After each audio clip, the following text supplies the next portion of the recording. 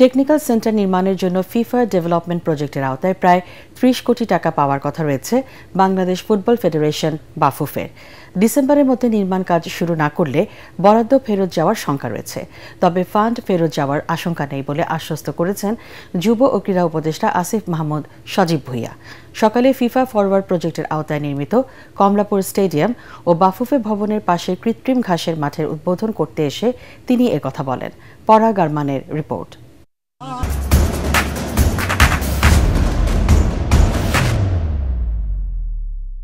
প্রায় ৩ বছর আগে সেন্টার ফর এক্সিলেন্স করার উদ্যোগ নেয় বাংলাদেশ ফুটবল ফেডারেশন বাফুফে।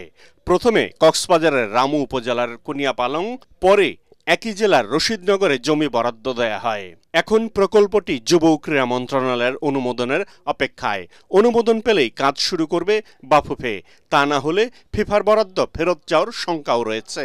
তবে আশ্বস্ত করলেন যুব ও ক্রীড়া উপদেষ্টা। এখন ভূমি মন্ত্রণালয়ের প্রসেসিং আছে, সেটা আশা করি যে ফান্ড আমাদের এখান থেকে যাওয়ার মতো সিচুয়েশন হবে না। এর মধ্যেই আমরা উইথ কোলাবোরেশন উইথ বাফুফে, ভূমি মন্ত্রণালয়, অন্যান্য সংশ্লিষ্ট যারা আছে, আমরা এটা নিশ্চিত করতে পারবো। শুধু বর্তমান নিয়ে পড়ে থাকলে হবে না, একটা খেলার ভবিষ্যৎ কি সেটা নিয়েও পরিকল্পনার তাগিদ দেন যুব ও ক্রীড়া উপদেষ্টা।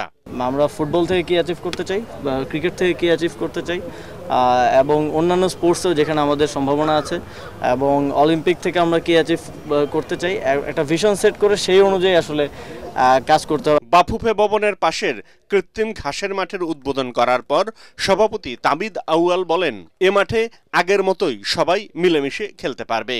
নেক্সট প্রকল্প হবে ফ্লাড লাইটস, যেন আমরা নাইটে আমরা খেলতে পারি।